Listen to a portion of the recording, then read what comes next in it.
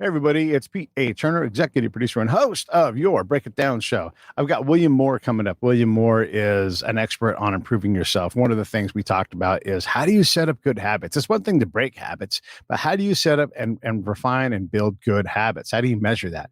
And we talk about these kind of things in the episode. I know you'll dig it. William is a really smart guy. And his approach to things is 5 core principles. I think that'll resonate with you. It's not hard to find William. Just type in 5 core and then William Moore, and then you will get where you want to go. Also find him on LinkedIn.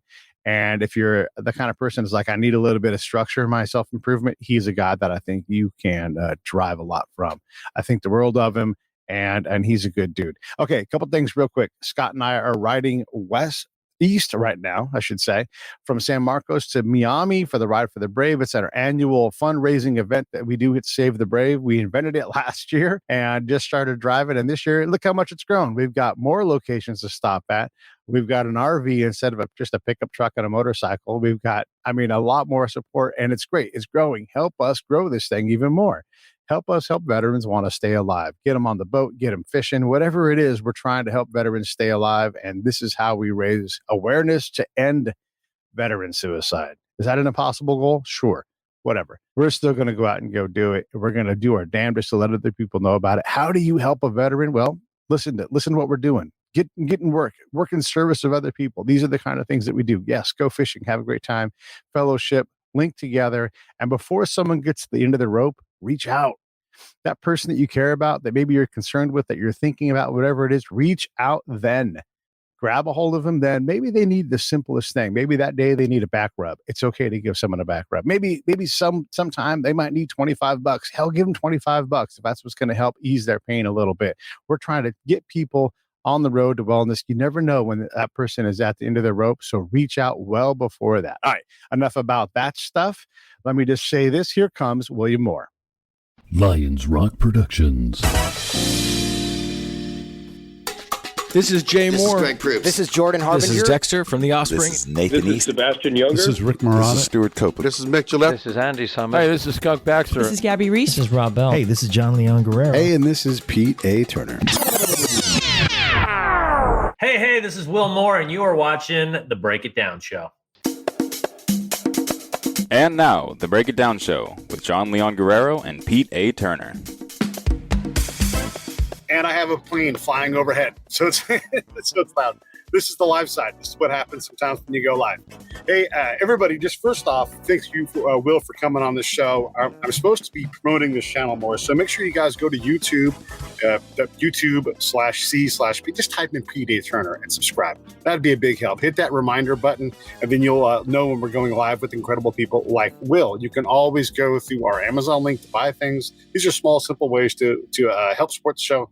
And then there's also the ability to use our PayPal link to just do a monthly subscription or one-time donation. And that, again, all that money goes right back into the show. So if you guys are wanting to help, that is a good way to do it. If you lose track of all this stuff and you just want to talk with me and figure it out, Pete@breakitdownshow.com. All right. With that said, hey, we have Will Moore on the show today, and Will is all about momentum and systems to get our lives together and going forward. It's a 5-part thing, and I thought we might just start right there, Will, with the 5 parts that if you have each of these elements, you can put a compound together, repeat that thing daily, and get somewhere.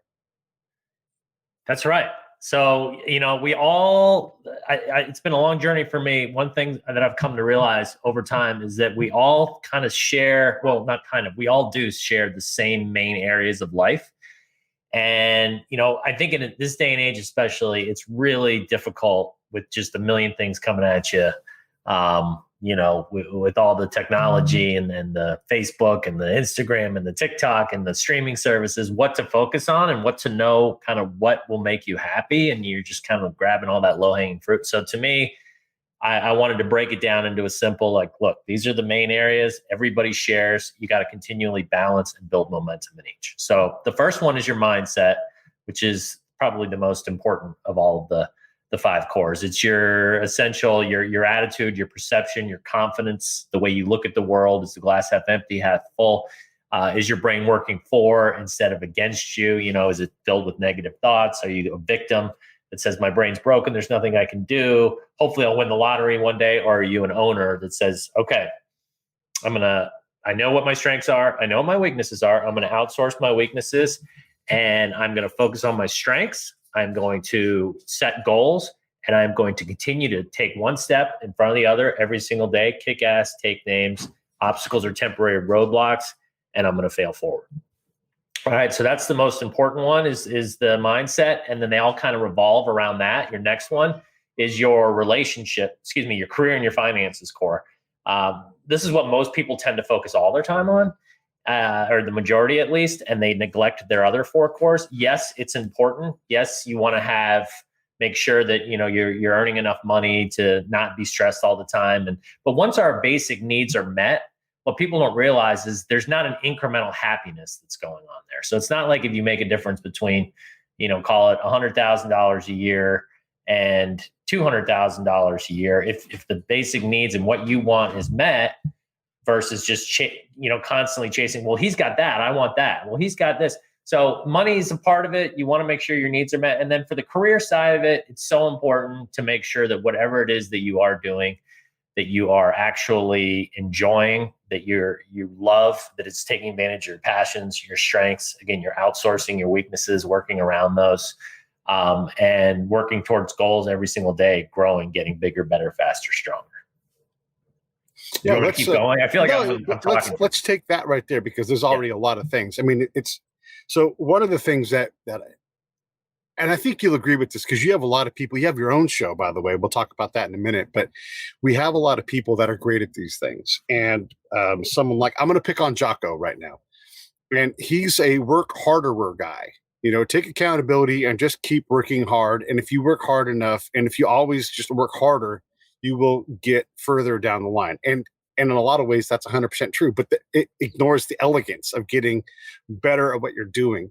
And the ability to work harder in a vacuum is great. But in real life, you start the day off by dropping your keys and you can't find your wallet. And all of these things start to hinder that momentum, right? And you keep going at it and keep going at it. No, that's right. I got to do the dishes. And, oh, that's stupid. Like we have a movie screen in the backyard that we made. That sounds fancy. It's 2x4s and old bed sheets. But it fell over yesterday. And I'm like, oh, damn it. I had to go pick that thing up today. And, all of these things are momentum inhibitors. And so that mindset is crucial. But we can't just be, and I'm not saying that Jocko says this, but we can't just say more training, more work, more, harder. We have to have some elegance in this design. What are your thoughts on that in terms of, because look, mindset's great, but you have to deal with the backwards and the sideways. I mean, I have to go pick up pet food today. I don't have time to do that, but the dog has to eat. So guess what? There goes half an hour of my day. I didn't plan for that. It's like these momentum killing things.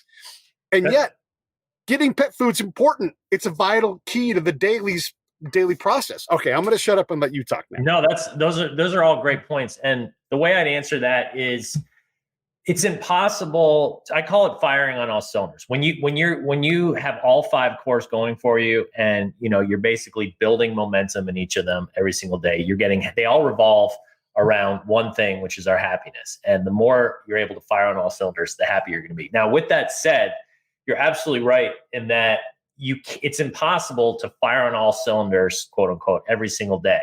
It's more of a overall, are you making sure that you are proactively scheduling in the things that will make you happier? And are you replacing failure habits with success habits in each of your cores, step by step, day by day? And so, no, today I don't necessarily have to hit my mindset, my career and finance. Maybe it's not my gym day. So my physical health, but I am still making sure I'm getting enough sleep. I'm still eating. So, and I'm making sure that I proactively have my gym day scheduled. So the point is if you're starting your own business and you are an entrepreneur and you dedicate like a big chunk, a month or two to kind of really just diving in, and you're neglecting other things somewhat, but at least you're not fully saying, okay, well, I'm not going to do any exercise. I'm just going to eat Taco Bell every day because I'm building this business. You can't do that either, right? So there's a fine line of just sort of saying, okay, in general, I know where I want to be in each of my cores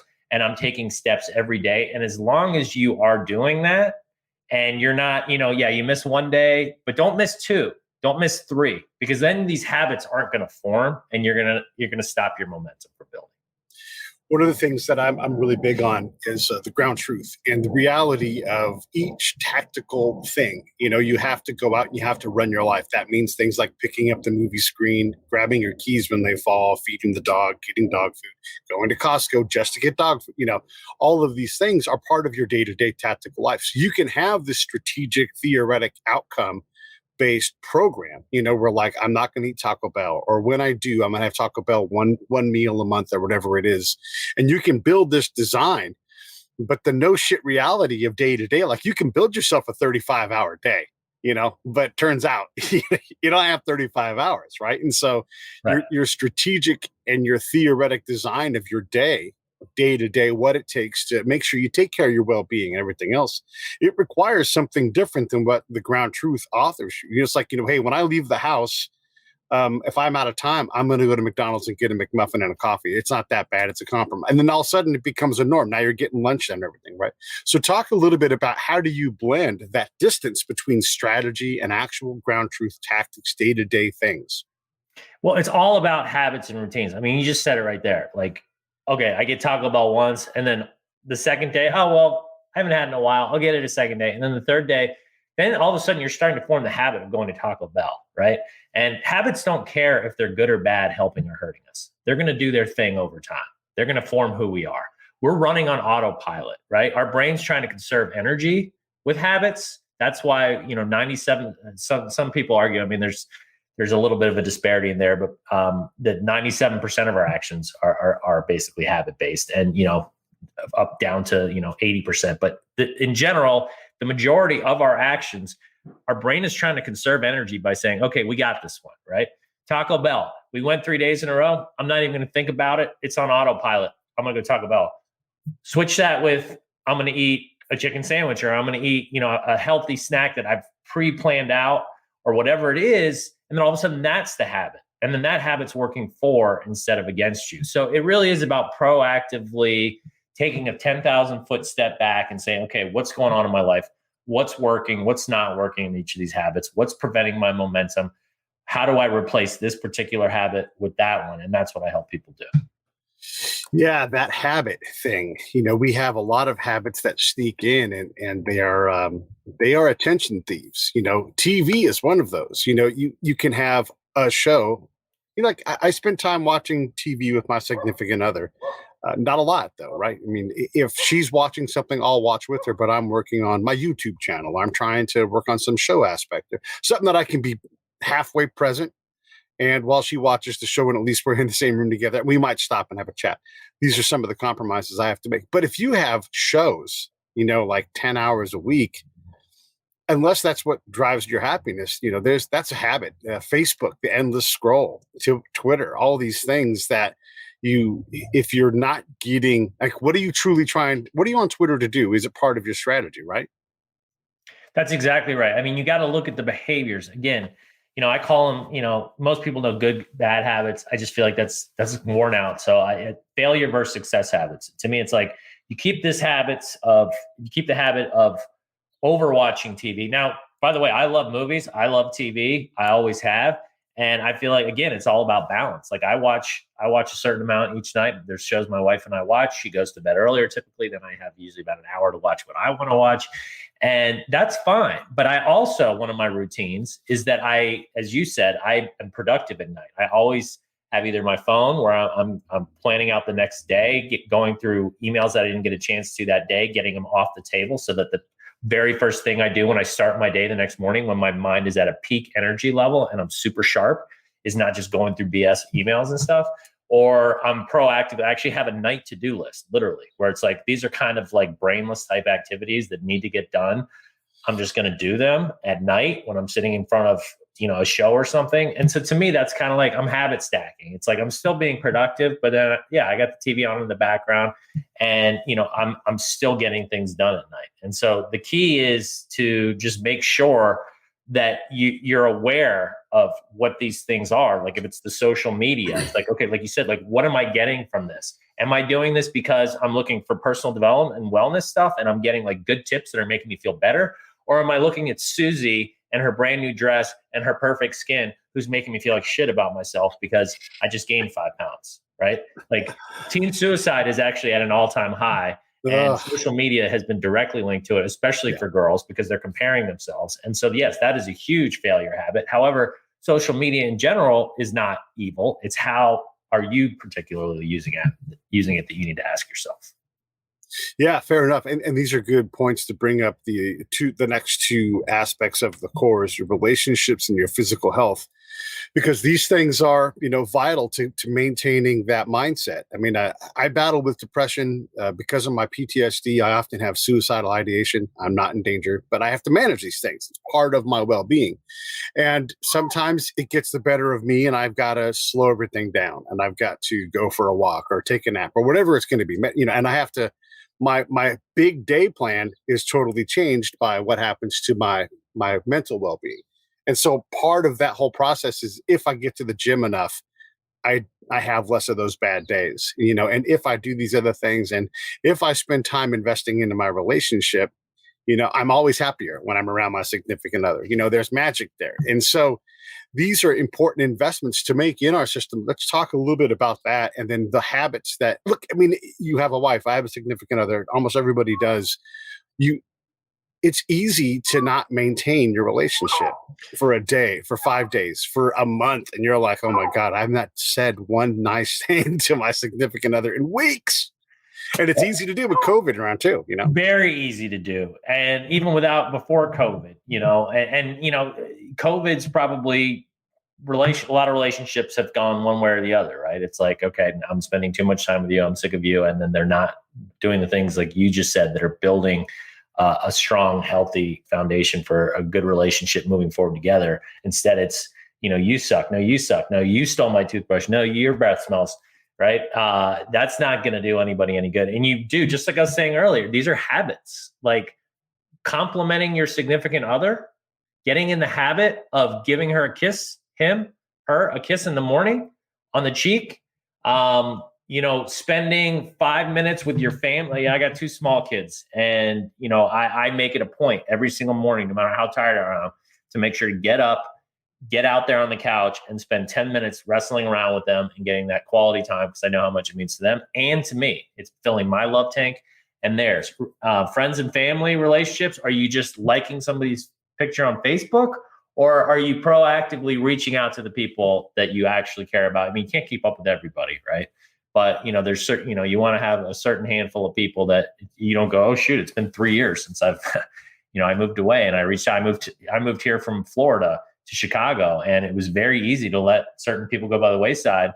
But I proactively made sure I kept in touch with the ones that I wanted to and that made me feel good and that I had this reciprocal relationship with. And so those are just different examples of the types of relationships and the habits you can get in to make sure that you're moving them forward versus getting stagnant and placid. Yeah, I mean, that's all good advice. And it is very easy to do. And this is why that mindset is important, to slow down long enough to build that day to day. Like, what is the plan? Like, what are we trying to do? And you can quickly be busy enough that a lot of that downtime, a lot of that negative time is accounted for in your day-to-day work. Like, I'm going to get up and I'm going to give my significant other a kiss. I'm going to go play with the kids first thing. I'm going to go grab those dumbbells. I'm going to go do 10 push-ups.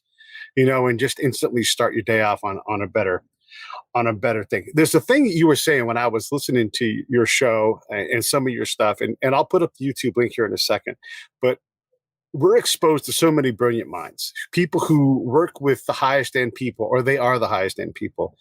And one of the things you said is something that I believe a lot of is we have access to all this information. We all can be experts in epidemiology now, in days, because we have all this access, but we're not any wiser. It's the wisdom part we're lacking.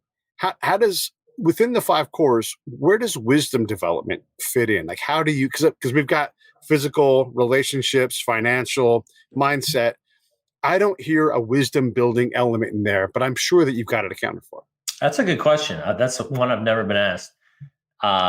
And I like that you're asking that question. So, right, just to kind of reframe this and make sure that the audience understands what you're asking. Like, right, I'm always touting the fact that our knowledge and our advancement in tech, and just like I was saying, like these things like social media and these big tech companies aren't necessarily using them responsibly. I don't think Larry Page is necessarily evil, nor is Mark Zuckerberg. However, what's happening is the cat's out of the bag. They're publicly traded companies, and they have a fiduciary responsibility to their shareholders at the expense of the wellness of their users, right? And so that's what I mean when I say our knowledge is accelerating faster than our collective wisdom, meaning like we're not as a whole, as a society, like saying, okay, let's make sure we use this stuff responsibly, like good old Stan Lee. With great power, there must come great responsibility. So, the way that I, like to look at that is, well, sorry, back up. And I reframed it. The original question was what?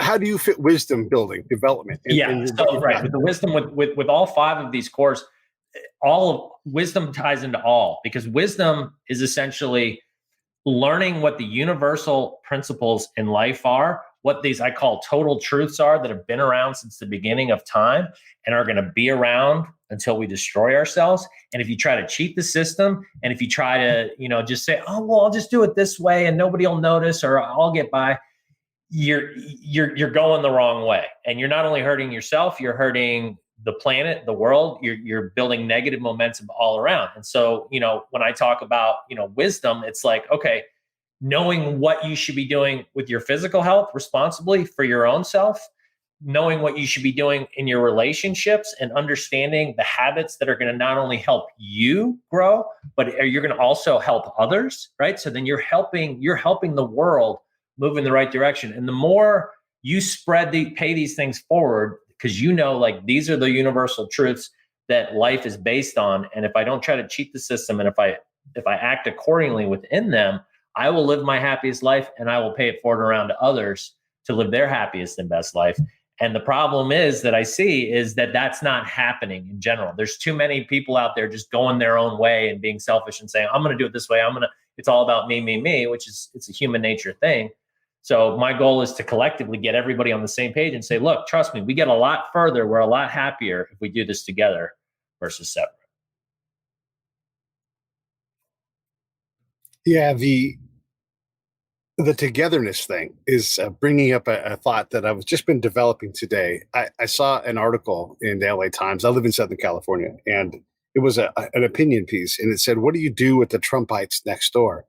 And the example this person uses is like her neighbor up in the mountains here in LA. It snowed, and so their neighbor shoveled out their driveway. And, like she took a whole 700 words to not just be thankful that there was like an ulterior motive and everything else, and that she was waiting for some kind of response. And this is not a political statement, right? But if you want, here's what you do with your Trumpite next door after they shovel your yard. You say thank you, and then you invite them over for dinner. You buy them a drink. You don't continue the political conversation, right? Because it doesn't. I mean, this is just the wisdom talking, right? Like you take a moment. That's exactly right. If we're working on togetherness, and if we really mean it, we don't continue to look down on somebody else. We look at ourselves and say, man, you know what? What was the last time I did something nice for them or anybody? And you try to put some good grace into the bank, as opposed to zing, I got him. I called him a Trumpite. It's disappointing when we see folks do that. It's easy, though, because of social media and wanting to call everybody a Nazi. But the reality is we're all here together. And if we don't focus on some better things in our day-to-day lives, our well-being, their well-being, everybody's well-being is going to have an enormous drag on it. It's going to be harder and harder to get out of this hole. So you just hit it exactly. Like I was saying, it's if you act in accordance with these universal principles, and at the core root of what you were just saying, the principle that I got from that is do unto others as you would have them do unto you. I'm not necessarily a religious person. I like that phrase. It says it all. The golden rule, however you want to say it. It's basically like just treat other people the way you want to be treated. It ain't rocket science, people. But like you just said, look how many people, especially in this political landscape, have literally come to hate each other, not listen to each other, talk over each other, tell them you're a bad person for believing do you want that person to do that to you? And it's so easy to do. And it's so hard to take the high road, especially as you said, in today's day and age with, news is literally, again, going back to the Google and the social media companies, they're seeing what we are taking a look at, and then they're showing us more of it. So it's only polarizing us more from our neighbor that has an opposite view. And the same thing's happening to them, right? So of course you see things different. Of course you're going to do this versus, hey, let's figure out how we can do this together. And, right. I'm not going to get into the politics of it right now, but I do feel like in general, just getting up on my soapbox for 1 second, the only way we're ever going to advance is if we get rid of political parties, because the political party system is set up to pit one against one another. And like, this is what I believe. You believe this. I'm right. You're wrong. I'm this, you're that. And it's like, no, it needs to be, hey, we're all on the same team here. We're all human beings trying to be as happy as we can be. And we're trying to make sure our kids and live the best lives they can live. And that this world is going to keep on living and isn't going to self-destruct in the next, 200 years. But yet look at how we're acting. We're acting like little children. It's ridiculous. Yeah, and I guess I would add on to that and like say, when was the last time anybody's had a soapbox? Quit talking about old shit. Quit standing on old shit. Let's get moving forward on something that blends us together, which I think is a great segue into your last core, the emotional and giving back. Here at the Break It Down show, we're big supporters. My charity is Save the Brave. We work on veterans and PTSD, but I would submit anybody who has a relatively stable or emerging stability in their financial well-being as an adult had better get on the charity bandwagon and find one, whether it's Save the Brave or animal rescue or rescuing the ocean, whatever it's going to be. It doesn't matter, but you owe it to all of humanity to lean on these things. And then I'm going to add this as I get on my soapbox. Charity is not supposed to be easy. If it was easy, all you'd have to do is snap your fingers and it would be done. It means you have to go out and do things. You have to make time. You have to give money that you don't want to give. You have to ask people for money that they don't want to give. It is not easy. And so you have to be willing to work on that. That's me saying, that powerful, the charitable part. But the other emotional giving back elements, please expand on all of these things with this element of your core set. Yeah, I mean, at the end of the day,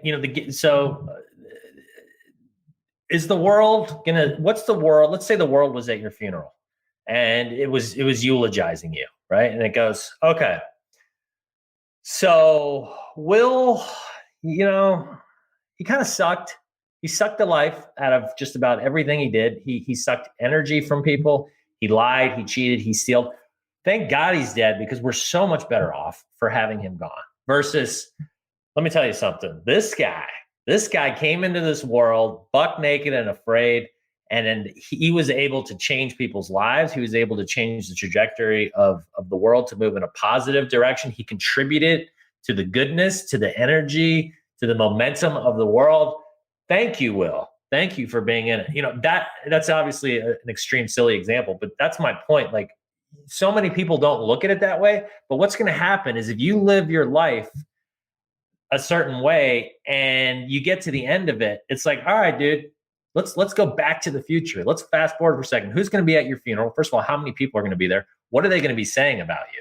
And if you don't like how that story ends, you need to make some changes ASAP.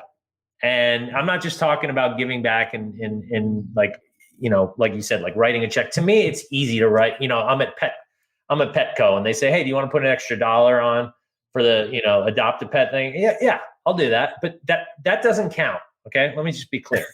Like you said, that's too easy. That's frictionless. You need to proactively get out there. And so for me, I decided once I sold my other company, I was like, you know what? And even in my old company, we had programs. It was a restaurant delivery service, like a Grubhub or a DoorDash. And we had things where it was not easy. And it was like, we were already struggling as a business, but I was like, you know what? I can't sleep at night if I'm not doing something to help. And so we actually developed a program where we were picking up food from the homeless, from our restaurants at the end of the day that wasn't being used, that was still good. And there's only certain types of food you can use, and delivering it, having our drivers deliver it to the homeless. And then once I sold my company, I decided I just want to dedicate the rest of my life every single day to trying to help this world become better. And I feel great. Like, yeah, do some days suck? Do I fail? Are some days harder than others? Of course. But just knowing, when I get up, I feel great knowing, all right, today's going to be a great day. I'm going to be moving forward. And I have this mantra that I tell myself to help get me revved up in my engines and whatnot. So yeah. But these are the things. I mean, a bad day of doing charity is still doing charity, and it's the simplest things, like let's say that I twist your arm into doing a Save the Brave thing out in Chicago where you're at. And I'm going to fly in. I'm going to get a couple Hollywood people to fly in. We're going to have an event or whatever it is. Just having someone there to pick people up at the airport as you organize all the like these are simple things. Can you run print these things, run these 10 things to the post office for me, or put them in your mailbox so I don't have to do it? I mean, 10 things, 10 envelopes, 10 stamps, 10 writings, putting them in it's 20 minutes. Maybe it's the better part of an hour. Either way, if I don't have to do that, that's an extra thing that I can now go work at a higher level in the charity things. These things really add up. And I love that we're talking about that aspect of it. And just so the audience knows, Will is not just a guy who came up with 5 cores.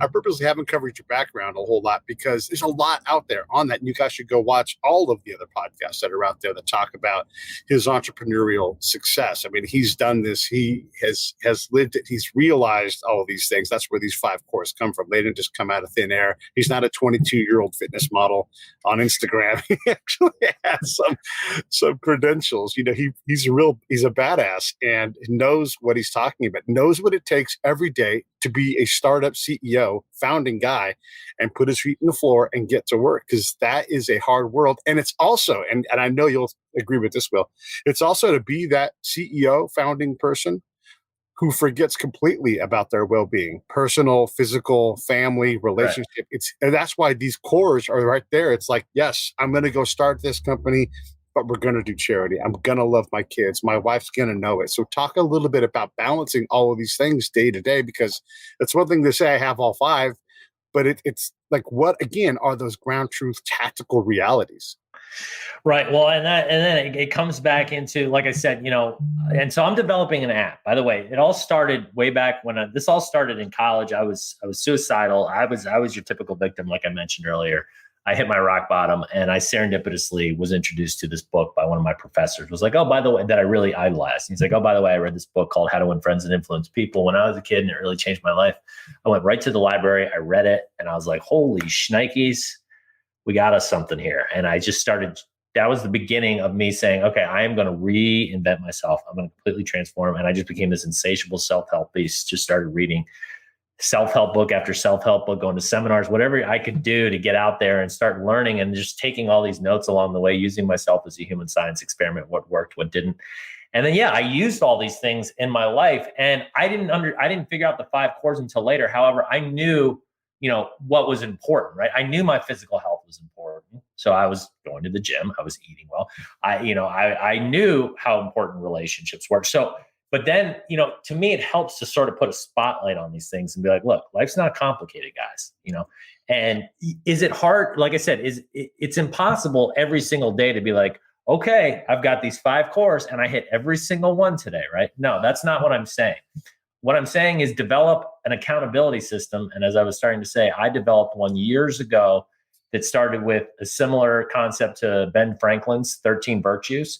Where I basically just had a piece of paper and I would print it out one a week, and across the top, it had each day of the week, and down the spine, it had the habits that I was trying to change in myself. And I would literally each day, Monday, check mark, no check mark, check mark, check mark. And that just started getting me aware. Then it evolved into a Microsoft Word doc, then an Excel doc. Now I'm super, super excited to share this app that should be out in the next couple months, that I've been working on for the last 3.5 years. That's going to gamify the experience. It's going to make it fun. It's going to use those same elements as, like Zuckerberg and Google. And like I was saying, that get you addicted, but in the right way, being used for good versus evil, being used, to make sure that when you level up on screen, you're leveling up in real life, and you're getting addicted to actually becoming happier. So it's going to be this, I don't want to give too much away, but you're a rocket ship and you've got these 5 cores that are the cylinders of your engine, and you got to maintain enough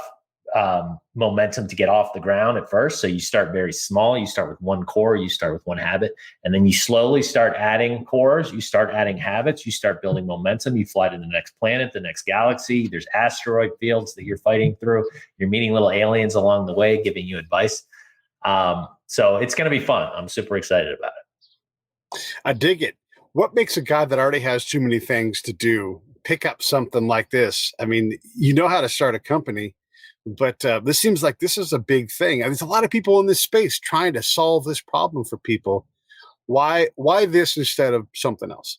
Well, so they always say, right, the best inventions are the ones where you're trying to solve a problem that you have, right? Right. And so I literally got to the point where my spreadsheets and the way I was using my habit tracking and holding myself accountable, it started to feel like homework.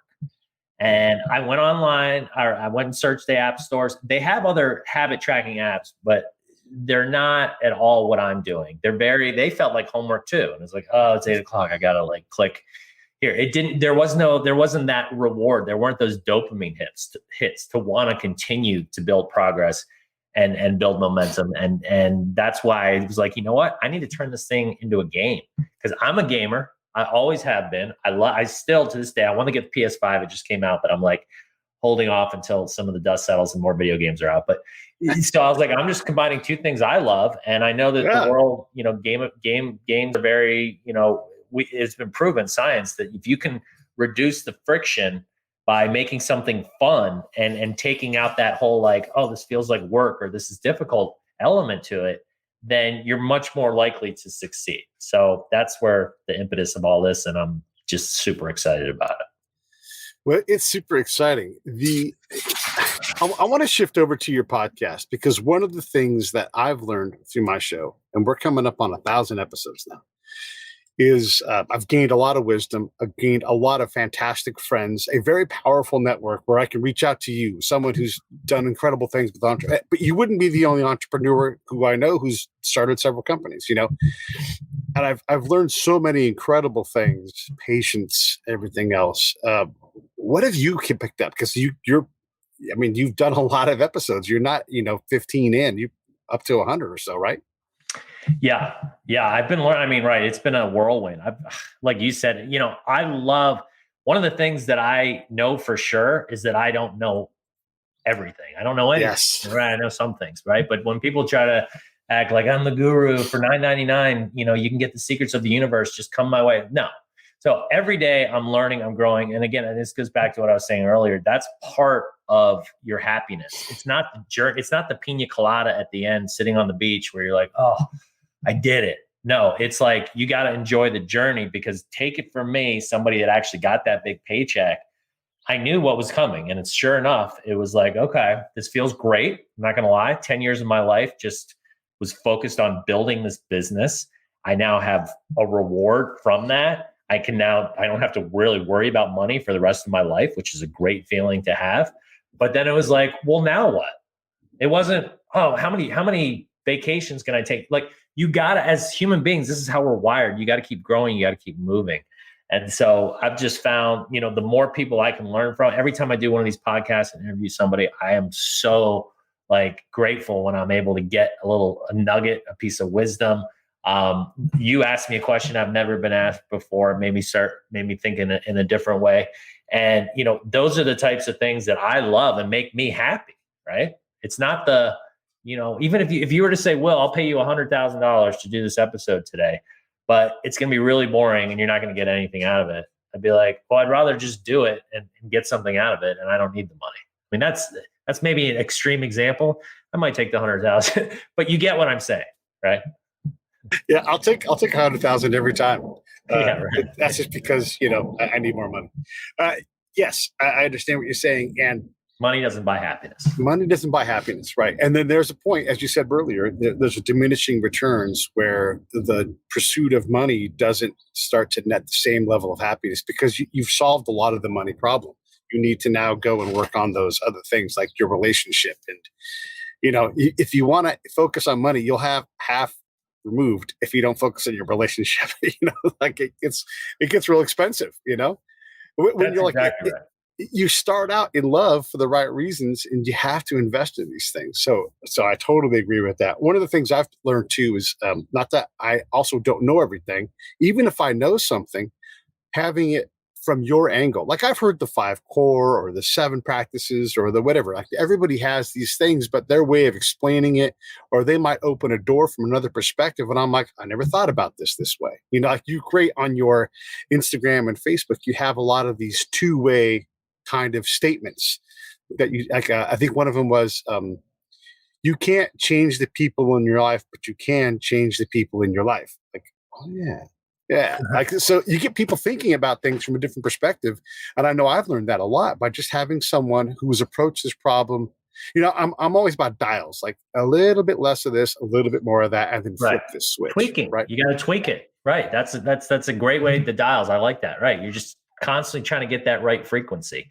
Yeah. And the moment you stop tweaking and you get complacent, you're dead. It's over. You're not growing, you're dying. Growth is happiness, movement, momentum, whether it's physical, whether it's mental. That is that is why we are either happy or we're not. Think about that for a second. Think about when you're not doing anything physical, what happens to you? Think about when you're not using your brain, when you're not stimulating it, when you're not focusing and doing things that you enjoy, that you love, that challenge you. What happens? Yeah, it's nice to go on a vacation and just like, unplug for a few days and just drink the pina coladas. But that's not something that's a sustainable happiness. You're going to get bored of that real fast. And then you're going to be like, now what? Right. And it's like it's amazing to me. People they're constantly chasing this carrot of like, if I could just get enough money, and then they put all that other stuff aside, and it's all about the money part of it. And then it's sad, and most of them will never get there. And then if they do get there, then they go, oh shit. So it's a lose-lose. They're like, I just wasted all that time. Like, that's not what happiness is. Yeah. And I neglected my relationships. I neglected my physical health. My mindset has gone to crap. I haven't been giving back. I've been lying, cheating, stealing, and sucking from the world. And I feel like a terrible human being. I'm always stressed. Your emotional health is kind of one we haven't really talked about. That's part of the giving back, but it's basically like, do you have a way to like are you able to not dwell and constantly be stressed about the past and things you can't control? And are you able to sort of like take a deep breath, take a 10,000 foot view and say, okay, you know what? Stuff's going to happen. There's nothing I can do about it. What did I learn? And I'm not saying jump up and down when bad things happen. That's unrealistic, right? Let it sting, let it whatever, but then go, okay, how quickly can I get back up? What did I learn from that? And how can I keep moving? And that's one of those things that just so many people, they just get caught. They get hit by a wall and then it stops all their momentum and they never gain it back. One of the things that advice I give, like what's your one piece of advice for podcasting or hosting something or whatever? And I just say slow down, and if you've ever had someone very close to you die, when they die, you feel this rush of energy to go do something. Do. But really, it's one of the slowest processes that you literally have no control over. The person's already dead, so there's not a sense of urgency there. You can't do much until you get a death certificate, which only happens as fast as it happens. There is no faster way, and there's no need to do it faster. And everything will happen in an order. But we're so desperate to do something, we often lose sight of it. And, it's one of those things where you can slow down a lot more than you realize. And then if you're too slow, you just tweak the dial and you speed up a little bit. It's one of the best pieces of advice. It's when I have a guest on, one of my favorite things to do is just to shut up and let space ask you the question. Mm-hmm. And slow down to go fast is one of those phrases I love. Slow down to go fast. Yeah. Right. Yeah. If you're just running around like a chicken with your head cut off and you're not paying attention, focusing, like I think we started the conversation this way. It's not just action. It's what type of action are you taking that's going to have the results. You can't just go just to go.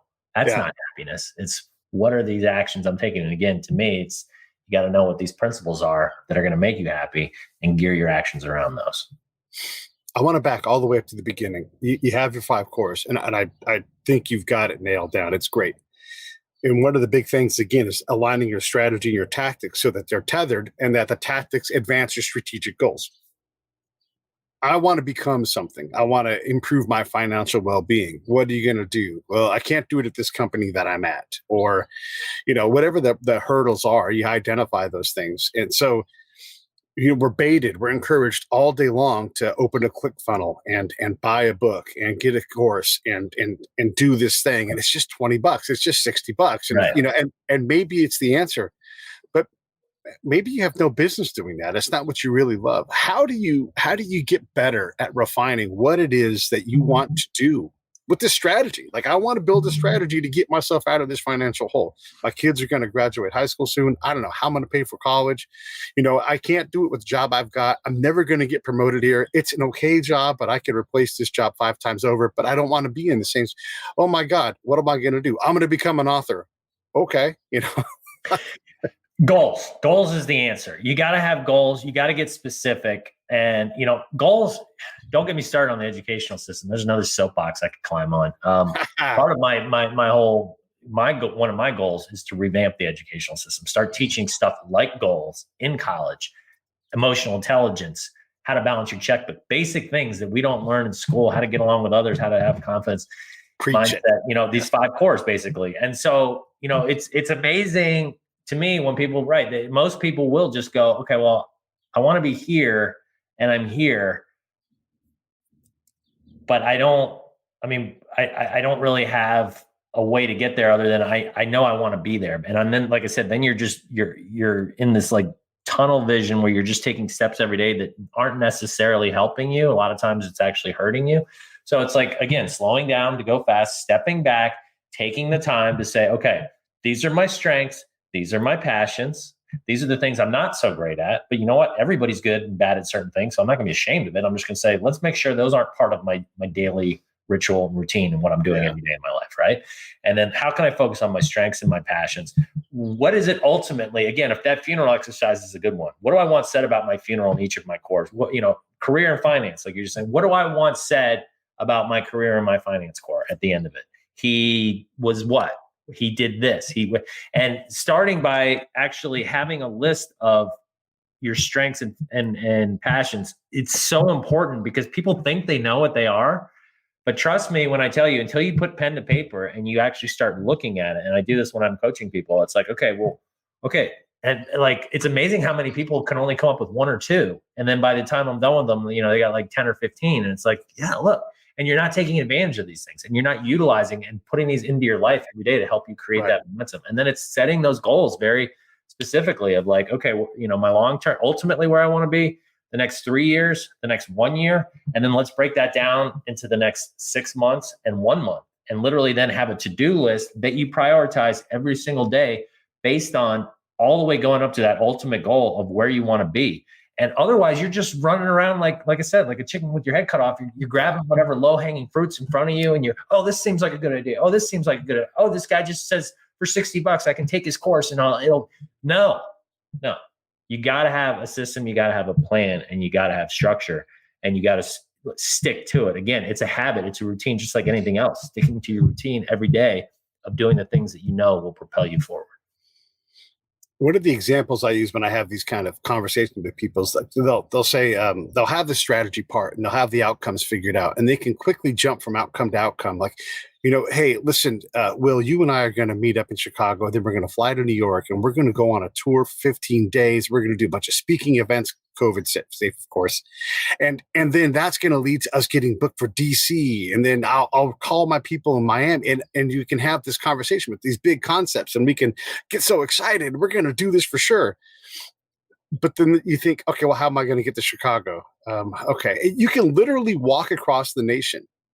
I mean, people do. There's probably someone right now walking across this nation, 3,500 miles, but they've planned it. They know that, like, okay, every step leads to somewhere. Then they're going to get to Tonopah, Nevada, and they're going to, have food there, and they need $50. How am I going to have 50? And like all of these day-to-day things is what it takes to like make this plan so you have a chance to get to Chicago, whatever it is, right? And I'm using a cross-country walking trip as an example, but it's impossible to get across the nation until you start to say, okay, well, how am I going to eat? Well, I'm going to have to plan that, I have to walk 25 miles every day.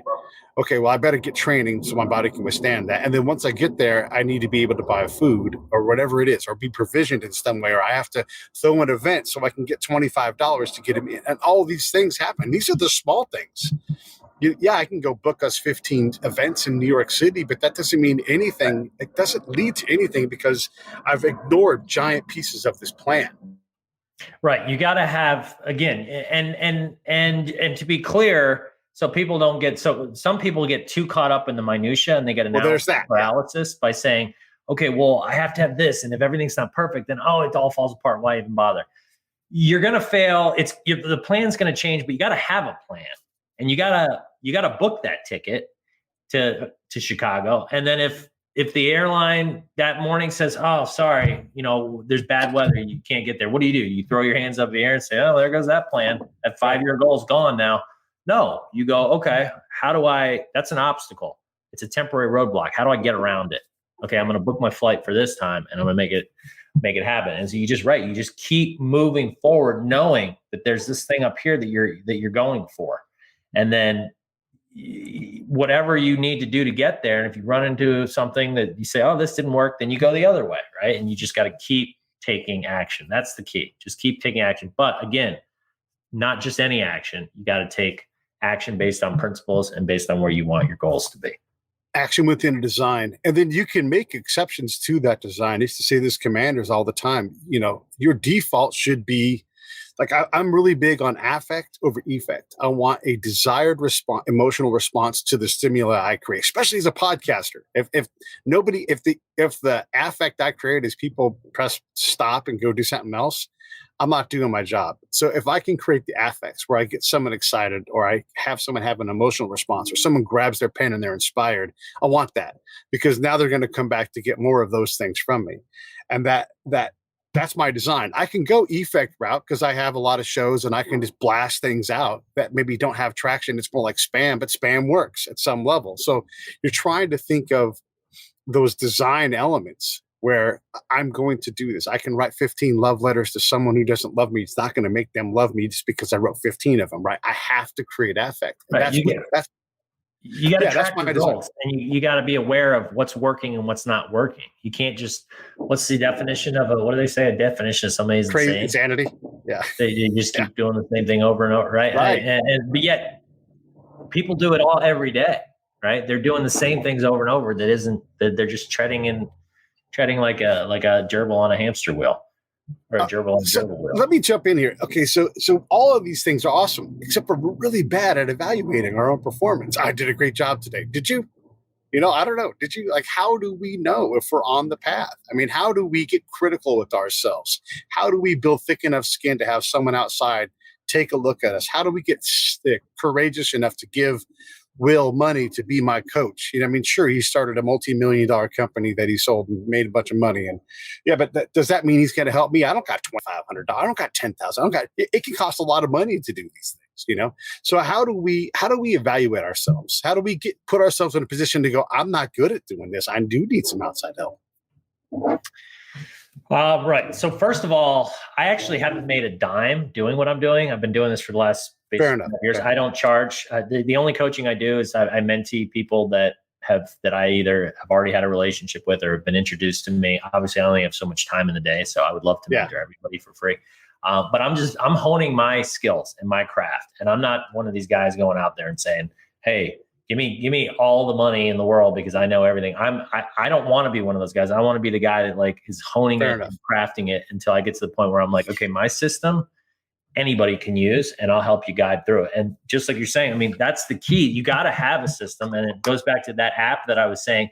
Mine has evolved from that 13 virtues, piece of paper, to a Microsoft Word document, to an Excel sheet, to now this app. And I'm hoping now this can help other people too. Again, because it started to feel like homework to me and it wasn't fun. But holding yourself accountable, it's everything. It is everything. And we have proven as humans, we can't do it on our own. Yeah. Right? One of the best ways to be held accountable is get an accountability buddy. But I don't know too many people that do that.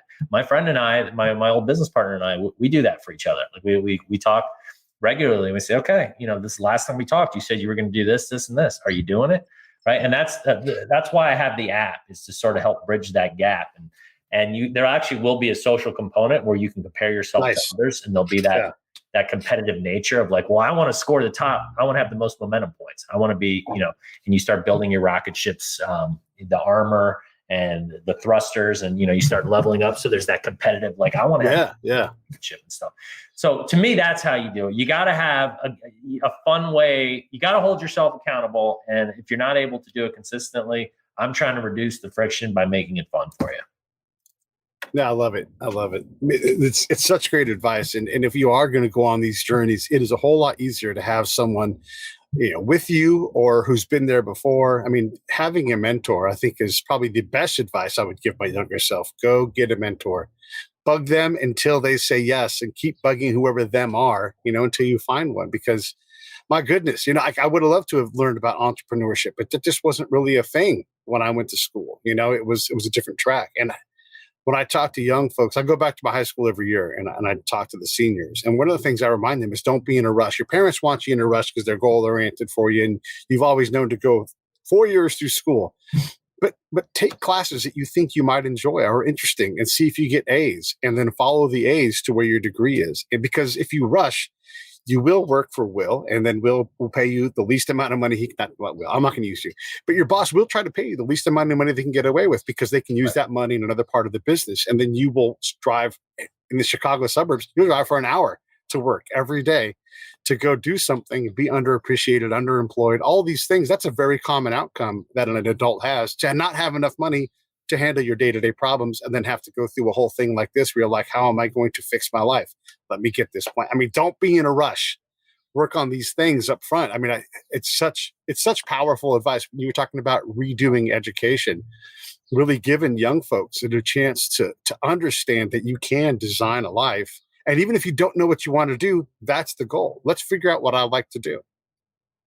That's right. Right. Is actually right. At least saying, okay, well, I know I want to do something. So how do I get there? And then taking those actions every day, and until you figure it out. And you know what? It might change. Cool. Yeah. It's supposed to change. You know what you want to do, and it might switch. But as long as you're continuing to take those actions towards that thing you thought it was, and take the right types of actions, like I said, like we've been talking about, I think you've been using the word by design. I like that. Then you can't lose. You can't lose. It's eventually going to pay off. Every single success story, and I use success in quotes because, most of us associate success with money. And to me, it's, are you living the 5-core life? Or are you firing on all cylinders? That's what a success means to me. But regardless of which definition you're using, every single success story has gotten there because they just didn't give up. They just kept taking the actions. They had this, I think Napoleon Hill called it a desire backed by faith, where it's like, I know this is where I'm meant to go. There's something in me that says, yes, yes, yes, this is it. And I'm going to keep going no matter hell or high water until I get there. And if you don't have that, if you're not super passionate and excited about what you're doing, you are going to fail, because you're not going to have that motivation and that energy to want to push through.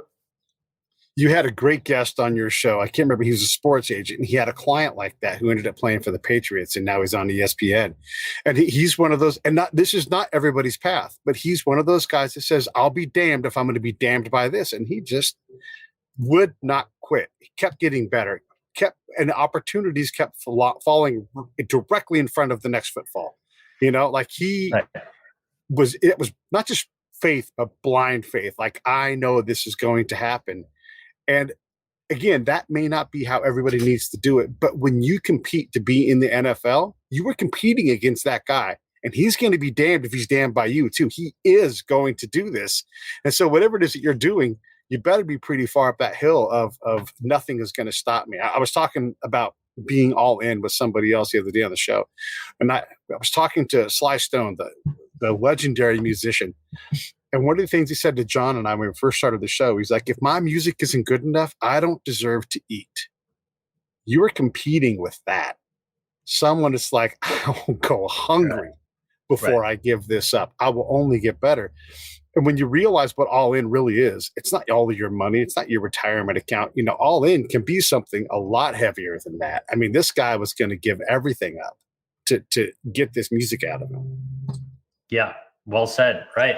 And the reason that people are going all in, those are the people that have figured out that that's what happiness is. Like, it's going all in. And and again, I mean, we're not saying, put all your savings into this one, be smart about it. I always talk about the side hustle being a way to start. You have a job and, you need to pay your bills. I'm not one of those guys that's gonna be like, just quit, go. I'm saying, get a side hustle going, but go all in on that. And if you're working till the wee hours of the morning, whatever, you do it, because the worst thing you can have happen. If I leave everybody with nothing that's listening to this, nothing but this statement, you don't want to die and go, coulda, shoulda, woulda. Yeah. I wish I'd done this. I wish if only, right? Our whole lives on the opposite side, we do this whole, if only I could be rich enough, if only I could have the right girlfriend, if only I could, be rich and be famous. But that's not what it's about. It's about that journey, and it's about taking those steps every single day and saying, and if maybe rich and famous, that's fine if that's one of your goals. But why? You got to connect to your why on it, right? It can't just be because it looks cool, and I think that's what life's about. It's got to be like, okay, like why do you want to be famous? Like, do you want to be a singer because like you have this unbridled burning passion inside you to sing, and you love it and you're good at it and you know that you have a message to convey to the world? Or you just want to be a famous singer because it looks cool, right? There's a huge difference there. The intractable reality of having a solid tactical approach within your strategy is this. If you say, I want my own business and I don't want to have to figure it all out, because there's people that have done that for me, and I'm going to get the best possible franchise, where a lot of it's figured out. And it's $100,000 buy-in, which is a common number in that kind of thing. If you go out and you work every day for 4 years, take some days off here and there, pay your taxes, all that stuff, and you make $100 extra each day doing Uber, whatever it is, $100, you will have more than $100,000. And you could walk in with cash and be like, I'm buying that ice cream truck. I'm buying that, pavement printing company. And that's absolutely the intractable truth of a solid tactical plan. You can absolutely, and if it takes you 5 years instead of 4 because you broke your back or whatever it is it's $100,000, and you can overcome that number in less than 4 years and pay taxes on that money. That's right. The law of compounding. Don't get me started. That's another one. Oh yeah, that too. Yeah. I mean, if you look at it again, day by day, step by step, it's not an exciting like snap your fingers and you have it, like this instant generation we're living in now. It's becoming harder and harder to be patient and to work for it and to have the discipline to take those actions every single day that are going to pay off in the end. Because you see these, the 19-year-old kid who's got 10, 20 million followers and he's making all this money off of his sponsorships or whatever. But that's, there's always going to be one-offs like that. But in general, take it from me, 99.999% of the time, you got to do the work. You got to have the plan. And you've got to do it step by step, slowly. And that law of compounding is going to kick in. You showed it earlier, my equation of life. Your belief system plus your repeated actions plus time equals who you will become. There you go. That's everything. This is it. This is what I feel like. This is it. Your belief system, like what you believe in all 5 of your cores, like the principles that you have and the habits that you have in each, plus the actions that you take in each, those are going to compound over time. It's going to do its thing. And that is who you're going to become.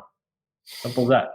One of the things that's great about living in the US is we have the ability to take that plan and redo it and start it all over again, whatever it is.